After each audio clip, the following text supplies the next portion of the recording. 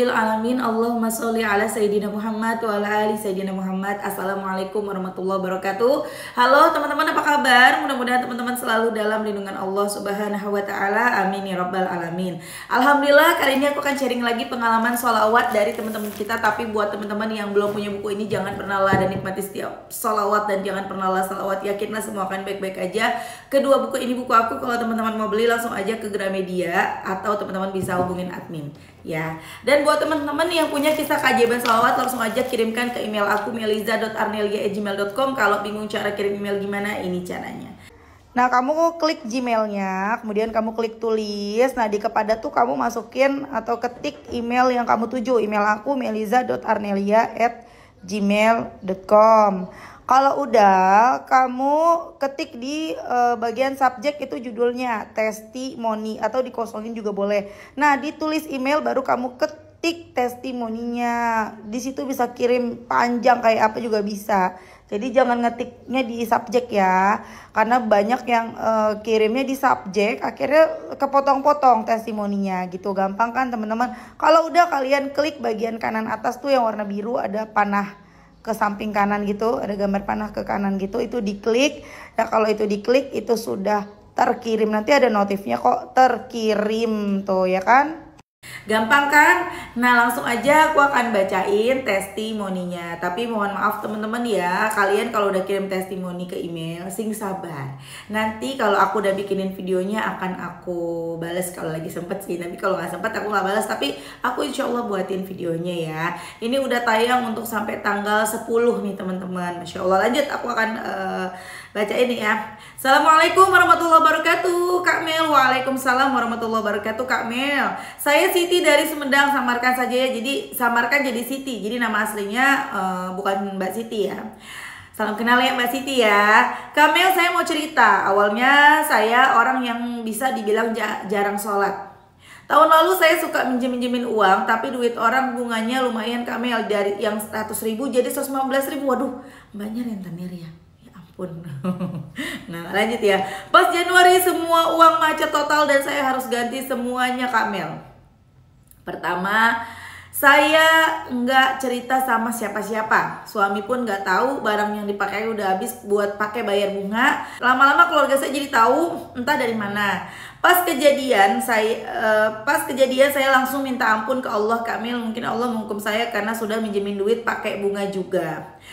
Saya udah down banget Kak Mel, sampai-sampai nggak mau keluar kamar. Anak jadi sakit-sakitan karena saya banyak pikiran.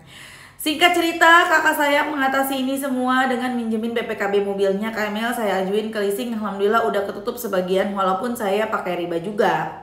Singkat cerita, YouTube Kak Mel lewat, saya lihat-lihat pas awal puasa. Di situ saya langsung ngamalin salawat Jibril, sholat tahajud, sholat duha, dan baca Quran Kak Mel. Meskipun sambil beraktivitas, alhamdulillah setiap kekurangan pasti ada jalannya. Sekarang ada yang harus dibayar 100.000. Saya coba pinjam uang ke teman saya Kak Mel. Namanya mungkin ditutup aja ya nanti ya. Halo, namanya Apri. Halo Apri, teman saya nggak tahu masalah saya karena jauh di Kalimantan. Teman saya tanpa basa-basi langsung TF 150.000 dan nggak boleh dibayar juga. Bilangnya buat jajan anak saya Kak Mel. Masya Allah. Lalu suatu hari juga benar-benar lagi nggak pegang duit sama sekali. Kak Mel, saya langsung nyetrika sambil amalin sholawat Jibril. Alhamdulillah nemu uang di baju yang sedang disetrika Kak Mel pas mau lebaran. Gak punya duit sama sekali Kak Mel, gimana lebaran gak bisa beli apa-apa. Kakak saya ngasih duit 400.000. Masya Allah, Allah maha baik Kak Mel. Sekarang saya lagi belajar ngamalin sholawat munjiat Kak Mel. Baru bisa sedikitnya 500, banyaknya 500 sambil beraktivitas. Masya Allah, dengan sholawat apa-apa jadi mudah Kak Mel, hati jadi tenang. Oh iya, saya punya pinjaman ke bank 3 juta yang harus dibayar 3,5 juta, baru dibayar 2 juta. Setelah lebaran saya cek lah ke ATM. Masya Allah Kak Mel, di ATM tinggal 275.000 di situ. Saya pengen nangis sejadi-jadinya. Siapa yang bayarin Kak Mel? Ya Allah, terima kasih. Doakan Kak Mel, hutang saya ke rentenir tinggal 12 juta, harus ada Jumat sekarang. Semoga ada keajaiban rezeki lagi untuk melunasinya Kak Mel. Karena kalau nggak dibayar sekarang motor saya mau diambil katanya. Doakan juga Kak Mel supaya amanah-amanah saya yang lainnya segera beres. Apalagi yang bau-bau riba Kak Mel. Terima kasih Kak Mel sudah mensupport saya dengan ngamalin salawat. Assalamualaikum warahmatullahi wabarakatuh.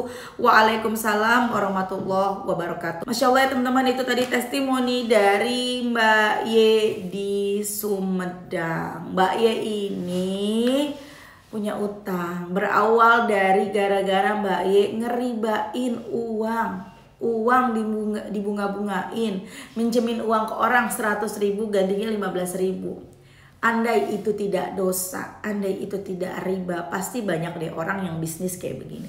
Karena lumayan, siapa sih yang gak butuh duit? Semua orang butuh duit. Kalau ada yang minjemin 100.000, mungkin kalau yang namanya pinjaman uang ini tidak riba ya, bunga-bungain uang ini gak riba, akan banyak orang berbondong-bondong jadi tukang minjemin duit. Sampai yang bunganya berlomba-lomba paling kecil. Ada yang 100.000 jadi 150.000, ada yang 100.000 jadi 110.000, bahkan mungkin akan ada 100.000 bayarnya 105.000 dalam waktu 1 minggu. Mungkin ada yang seperti itu ya, karena kayak dagang, memperdagangkan uang, dan sayangnya itu riba, itu dosa, nggak boleh. Ya, kalau kita nggak punya duit, daripada kita ngeriba, mendingan kita sedekah. Misalnya kita nggak punya duit nih, kita butuh 500.000, duit kita cuma 100.000, ya udah, daripada kita pinjam 400.000, mendingan kita sedekahin tuh, ya entah 20.000, entah 30.000, entah 50.000, atau kalau berani semuanya, paling-paling babak belur ya. Tapi aku pernah ngalamin kayak gitu, zaman-zaman aku baru-baru mengenal Ustadz Yusuf Mansur kan, bener-bener mengejarkan sedekah ya teman-teman ya. Aku ngikutin tuh, aku pada saat itu nggak punya duit. Terus aku baru dikasih sama suami aku 300.000 teman-teman ya, kasih 300.000, ya udah aku sedekah itu semuanya 300.000. Aku berharap dari 300.000 jadi 3 juta, tapi yang ada babak belur, kagak punya duit terusnya. Ya Allah, lucu ya. Tapi ya Masya Allah, sebenarnya itu nggak salah juga teman-teman. Yang penting kita kudu ikhlas ya. Tapi itu sama kayak salawat, kita dilatih dulu. Pertama sedekahnya karena kepengen masalah selesai, karena kepengen dapat duit lagi. Tapi ujung-ujungnya kita nggak begitu lagi. Sama dengan salawat, cuman kalau salawat ini kan gratis, nggak pakai bayar-bayar ya. Kita baca salawat, awalnya pengen ini, pengen itu, pengen ditolong sama Allah. Lama-lama kita salawat ya salawat aja, bukan lagi karena kepengen ini dan itu, yang akan berujung kita salawat pengen ketemu sama Rasulullah. Amin. Semoga kita semua orang-orang yang kelak bertemu dengan Rasulullah ya teman-teman. Amin. Nah setelah membungakan uang itu ya ternyata lama-lama ya bangkrut juga, jadi utang di mana-mana. Akhirnya utangnya banyak teman-teman. Akhirnya ini nggak bisa kebayar, itu nggak bisa kebayar, nauzubillah. Tapi nggak apa-apa, itu teguran dari Allah karena Allah sayang sama Mbak Siti. Buktinya dari masalah itu akhirnya Mbak Siti mengenal sholawat dan mulai mendawamkan sholawat. Banyak perubahan-perubahan, kebaikan-kebaikan yang terjadi dalam hidup Mbak Siti, Masya Allah. Andai saat itu Allah membiarkan Mbak Siti terus ngebungain duit, untungnya banyak, makin lama makin kaya, makin sukses, makin jaya misalnya ya, itu buruk banget sih teman-teman. Kenapa? Ya boro-boro kenal salawat, makin terlena tuh sama harta dunia, ya nggak Mbak Siti? Dan akhirnya apa? Ya dosanya ngalir terus, kasihan anak-anak dikasih makan uang riba, ya nggak? Tapi Masya Allah, karena Allah sayang sama Mbak Siti, diingetin dosa Tuti, Siti dosa gitu ya. Kamu tuh gimana sih? Udah pokoknya aku bikin kamu susah. Noh tuh lewat tuh videonya Meliza tuh, tonton tuh. Pantangin tuh si Meliza tuh sampai bosan, dengerin tuh baca salawat. Akhirnya Mbak Siti baca salawat, alhamdulillah. Setelah Mbak Siti baca salawat banyak perubahan yang terjadi. Baca terus Mbak Siti ya, insya Allah utangnya lunas, insya Allah motornya nggak ambil. Asal apa? Usahanya yang kenceng dong, salawatnya yang banyak dong ya. Kan aku selalu ngingetin, beda orang yang berjalan sama orang yang berlari. Bakal cepet sampai yang mana? Yang berlari lah. Dan beda juga orang yang diem aja sama orang yang jalan, walaupun lambat tapi pasti sampai. Tapi kan ini mau cepet, ini udah genting nih, motor mau diambil nih, ayo baca. Kemarin kan ada tuh testimoni yang akhirnya sama rentenirnya juga dibikin, ya udah deh nggak apa-apa, kan utangnya 1 juta, kemudian jadi 5 juta, ya udah nggak apa-apa, udah kamu bayar utang kamu udah setahun 1 juta, nggak jadi 5 juta deh, aku nggak ngambil bunga, ada bayar 1 juta, beres utangnya ada. Makanya baca sholawatnya dikencengin ya. Kita nggak bisa ngelakuin apa-apa, apalagi kalau kita ibu rumah tangga, kita nggak bisa kerja, nggak ada pekerjaan, kita juga nggak punya usaha. Ya udah, kencengin ikhtiar langitnya, nanti Allah bakal kasih jalan buat kita. Entah itu kita dapat pertolongannya melalui suami, melalui orang tua, melalui siapa aja, pokoknya pasti ada jalan. Asiknya kita bersolawat tuh apa-apa tinggal ngomong aja sama Allah.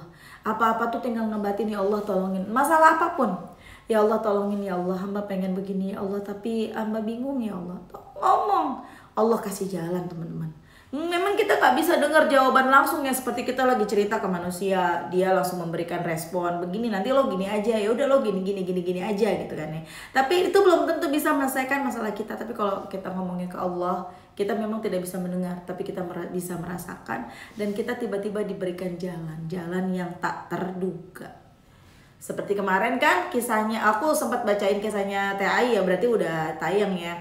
Punya duit, bingung, pengen bantu suami, ujung-ujungnya Allah kasih jalan. Pertama Allah bikin TAI bisa, tahu tetangga-tetangganya datang bawain cucian, minta dia cuciin, dibayar, alhamdulillah. Bisa dikerjakan dari rumah, ya enggak? Kemudian sekarang baru lagi TAI bisa ngelulur, yang lumayan katanya dapat penghasilannya 300 sampai 350 ribu tuh.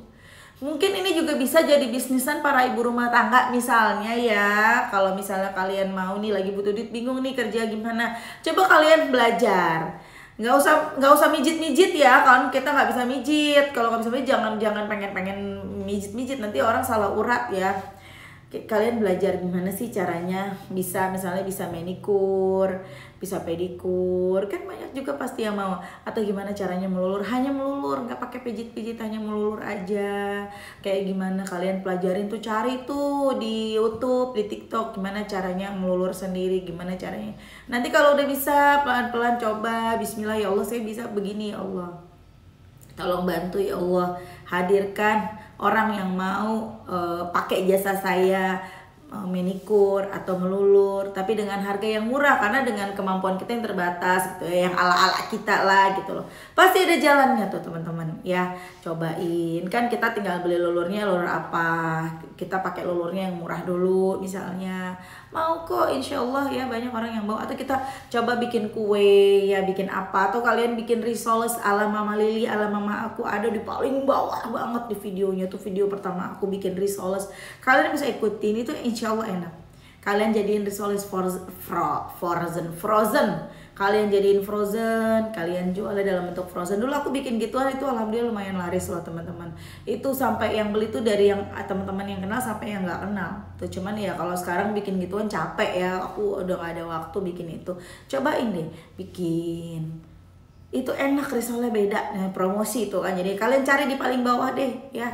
Atau nanti aku minta tolong sama admin, taruh linknya di bawah ini ya, kalau mau belajar bikin risoles atau bikin apa kan banyak resep-resep sekarang ya. Kalian tinggal lihat, oh bikin es cincau misalnya kayak gimana, coba bikin, coba jualin, coba titip ke warung atau gimana. Pokoknya selalu ada jalan deh nanti dari Allah. Kita diberikan tangan yang tangannya tuh bikin apa jadi enak gitu loh. Seperti yang aku ceritain kisahnya Mbak S di Cibubur, yang akhirnya sekarang udah bisa bikin, bisa jualan apa namanya, cireng yang enak, laris jualannya, merambah lagi ke es cincau dan lain-lain. Masya Allah, Allah akan terus memberikan jalan buat kita kalau kitanya mau berusaha ya. Jadi jangan sampai, aduh aku ibu rumah tangga, aku nggak bisa apa-apa, aku nggak mampu, cuman bisa ngandelin suami, ya udahlah mau gimana lagi, ya udah kencengin ibadahnya aja, ntar dikasih jalan. Pokoknya gitu deh ya.